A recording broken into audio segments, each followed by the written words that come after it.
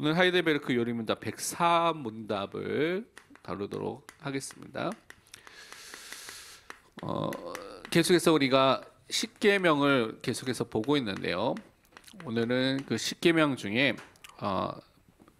제 5계명에 대한 하나님의 요구와 명령이 무엇인지에 대해서 먼저 물어보고 있습니다.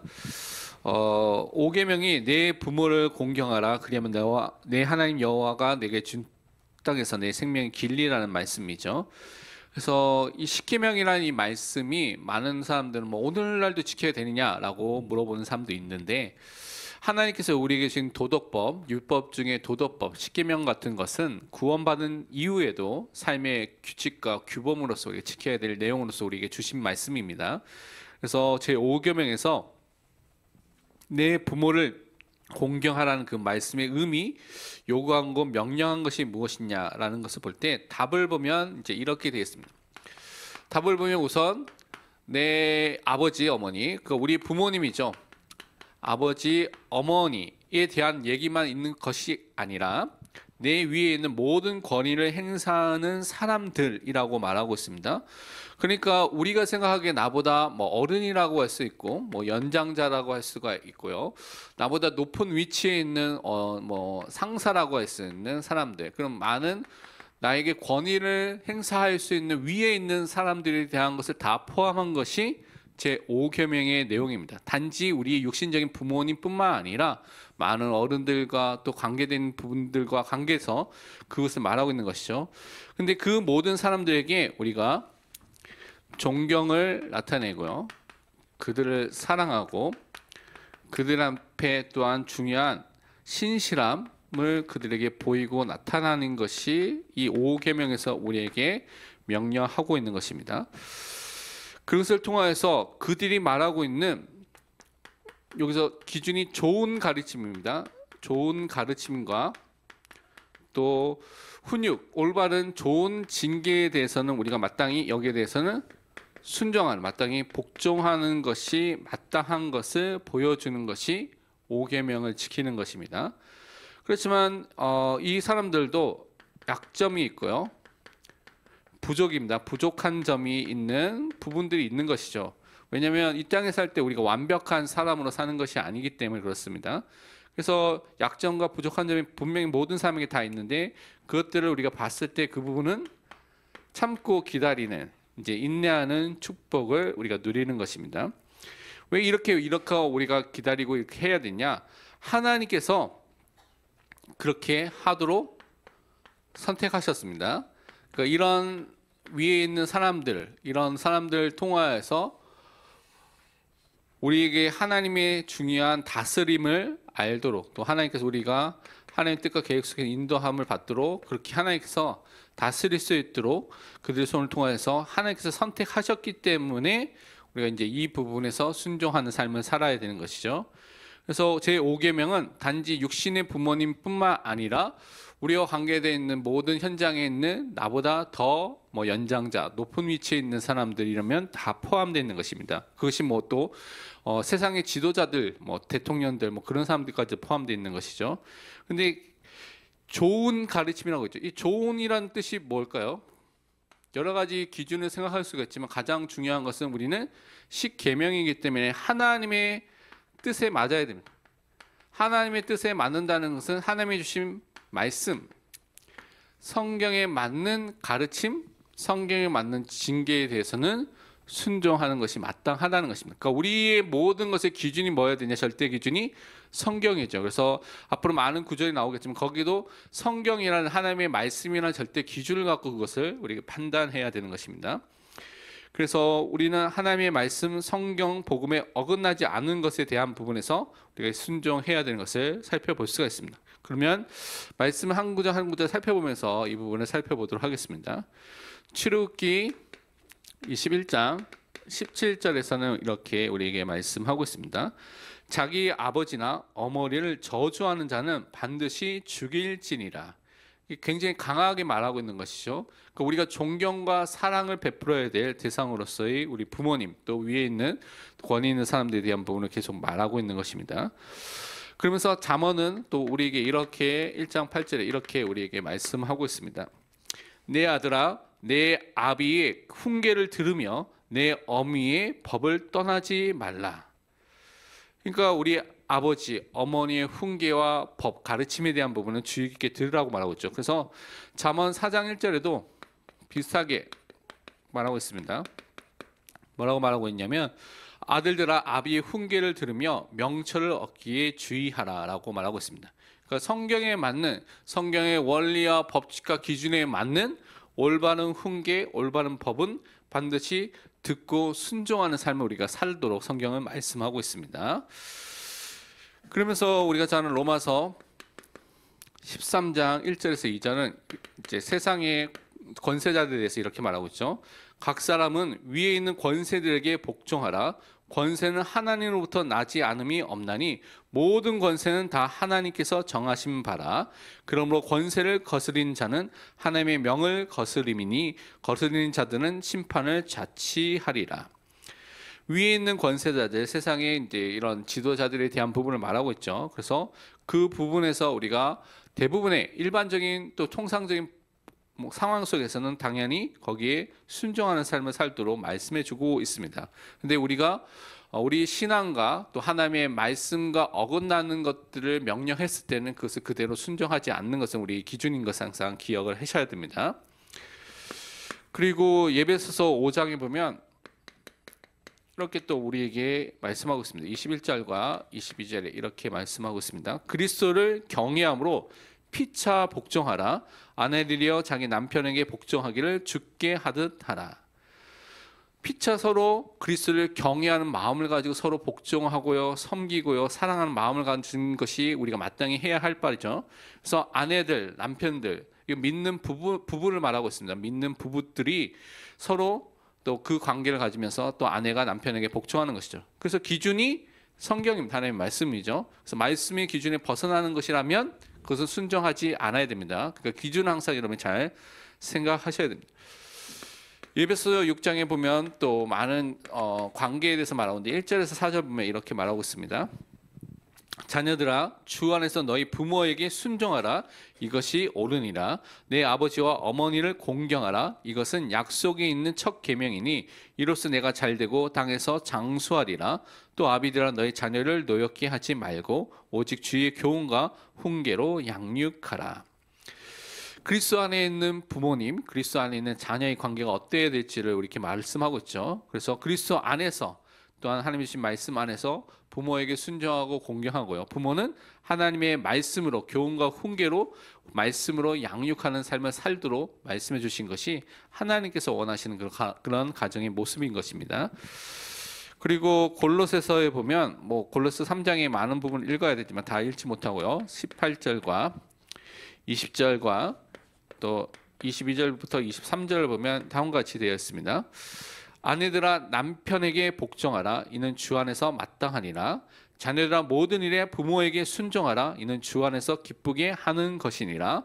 종들아 모든 일에 육신의 상전들에게 순종하되 사람을 기쁘게 하는 자와 같이 눈가리만 하지 말고 오직 주를 두려워하는 성실한 마음으로 하라.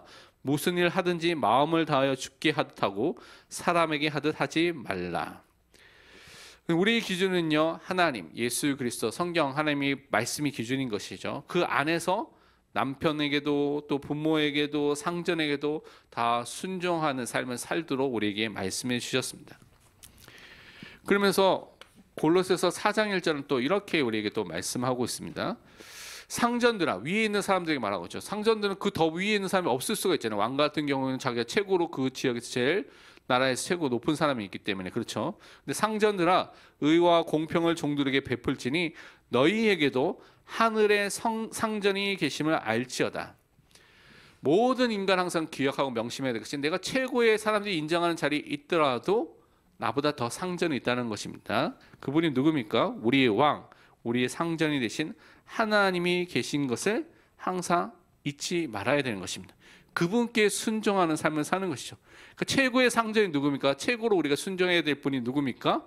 하나님입니다. 그 하나님과 그 말씀에 순종하는 사람 우리가 사는 것이 하나님 기뻐하시는 일인 것을 항상 기억하시기 바랍니다. 잠언 20장에 보면 앞부분에 있었던 말씀과 비슷한 말씀을 20절에 또 하고 있습니다. 자기 아비나 어민을 저주하는 자는 그의 등불이 흑암 중에 꺼짐을 당하리라. 그러니까 부모님에 대해서 사랑과 존경을 나타내는 삶을 살도록 계속해서 강조하고 있는 것이죠. 저주하지 말라고 계속해서 말씀하고 있습니다. 잠언 23장 22절에는 또 이와 같이 우리에게 가르치고 있습니다. 너를 낳은 아비에게 청종하고 내 늙은 어미를 경히 여기지 말라. 이게 부모님이 말씀을 듣고요, 그분을 중요하게 귀중하게 생각하라고 말씀하고 있는 것이죠. 또한 베드로전서 1장 18절에서도 2장입니다. 2장 18절에서도 이렇게 말씀하고 있습니다. 사한들아 범사에 두려함으로 주인들에게 순종하되 선하고 관용하는 자들에게만 아니라 또한 까다로운 자들에게도 그리하라. 사실은 우리가요, 뭐 일을 할 때 우리 마음에 맞는 사람들과는 또 쉽게 하죠. 그건 당연한 겁니다. 이게 뭐 당연하게 편하니까 당연하게 되는 것이죠. 그래서 뭐 관용하는 사람, 선한 사람들에게는 뭐 쉽게 할 수가 있는데, 오늘 말씀해 보니까 까다로운 사람들에게도 동일하게 그렇게 하라고 말하고 있는 것이죠. 그래서 마음에 드는 사람만 하는 것이 아니라 모든 사람들에게 우리가 순종하고 그들을 돕는 그 위치로 우리를 부르셨다는 것을 항상 기억하시길 바랍니다. 그리고 마태복음에 보면 22장 21절에 이렇게 말씀하는 장면이 있습니다. 이르되 가이사의 것이니이다. 이르되 이에 이르시되 그런즉 가이사의 것은 가이사에게, 하나님의 것은 하나님께 바치라 하시니라. 그러니까 우리가 마땅히 하나님께 드릴 것은 하나님께 드리고요, 세상에서 마땅히 해야 될 의무와 책임이 있으면 그것을 마땅히 해야 되는 것입니다. 세금을 내거나 이런 것 해야 될 것을 마땅히 해야 되는 것이죠.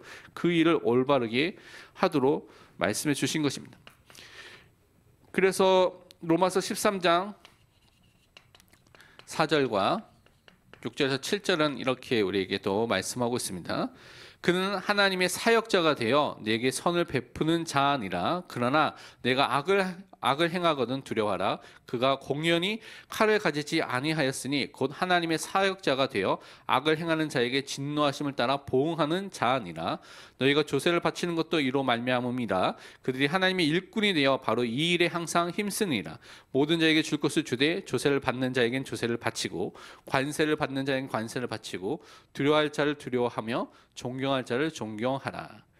세상에 있는 그런 위에 있는 권세자들, 또 그런 위정자들, 정치인들, 그런 일을 하는 사람들에게 마땅히 해야 할 의무를, 책임을 다 하라고 말씀하면서 그들이 하나님의 사역자가 된다는 것이죠. 그래서 우리가 또한 선을 베풀 때는 거기에서 하나님 대신해서 보상하는 역할도 하고요, 우리가 악을 행할 때는, 사람들이 악을 행할 때는 그것에서 징계하는 역할을 하는 것도 이 세상을 세우는 위정자들이 하는 일이라고 분명히 말씀해 주셨습니다. 그래서 그 속에서 하나님이 역사하신다는 것을 우리가 믿는 믿음의 사람으로 서야 되는 것입니다.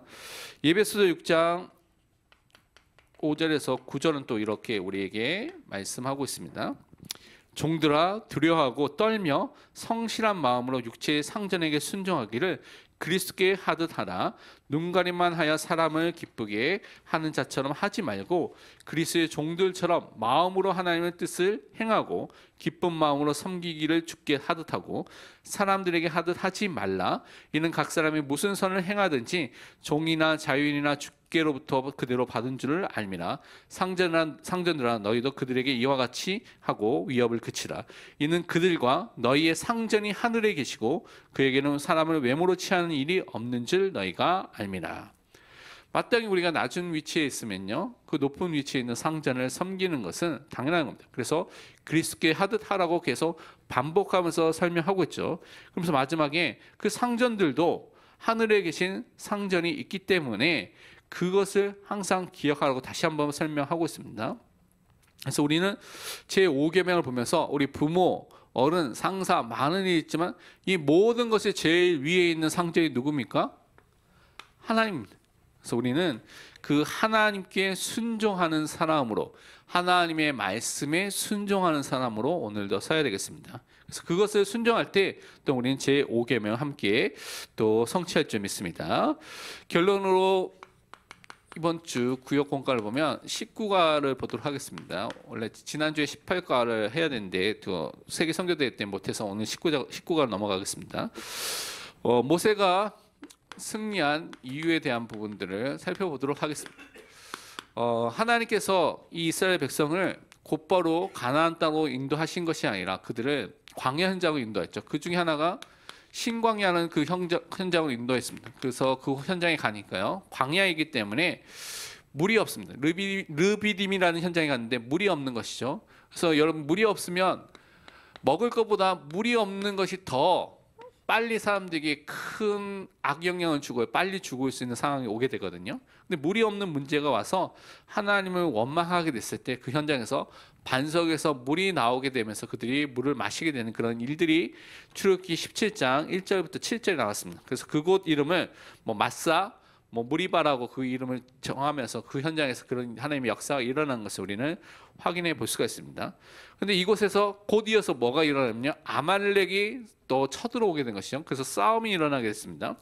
그래서 이것을 보면서 하나님의 사람인 모세와 이스라엘 백성이 하나님께 기도하면서 여호와 니시라는 하나님이 우리의 깃발이 되고 하나님이 우리의 승리가 된다는 축복을 받게 되는 것이 이제 이 사건을 통해서 받게 되는 응답인 것을 우리는 확인해 볼 수가 있습니다. 우리 삶에 이런 위기가 올 수가 있죠. 근데 그때 하나님의 크신 역사와 이적과 기적을 체험하는 시간표이면서도 동시에 우리 안에 있는 잘못된 불신앙이라든가 또 잘못된 것들을 확인할 수 있는 시간표죠. 동시에 또 계속해서 또 다른 위기가 오고요. 하나님께서 주신 승리와 응답을 통해서 하나님께서 우리를 계속해서 인도하는 것을 체험할 수 있는 그 기회를 하나님께서 하나님의 자녀에게 꼭 주십니다. 근데 이 속에서 이렇게 승리할 수 있는 것이 여러분이 읽어보면 성경과 이 부분을 읽어보면 하나님께서 기도하는 사람들에게 이렇게 역사하시구나 라는 것을 여러분이 확인해 볼 수가 있습니다. 그래서 첫 번째 보면 하나님의 능력을 믿고 싸움에 나간 것을 우리는 살펴볼 수가 있습니다. 다른 말로 우리는 다른 것을 의지하는 것이 아니라 하나님만을 의지하고 믿고 바라보고 신뢰하는 사람으로 현장에 항상 가야 될 줄 믿습니다. 이 모세가 여호수아는 전쟁터로 보내고요. 자기는 지팡이를 들고 어디로 갔습니까? 산 위로 올라갔습니다. 산 위에 올라간 것은 나중에 이번에도 나오겠지만 거기서 기도하기 위해서 올라간 것이죠. 산 꼭대기에 가서 하나님만을 바라보면서 그 능력만을 의지하기 위해서 그렇게 올라간 것을 성경은 말하고 있습니다. 전쟁을 위해서 그 현장에서 기도한 것이죠. 사실은 모세가 가진 것은 노인이 가지고 있는 지팡이입니다.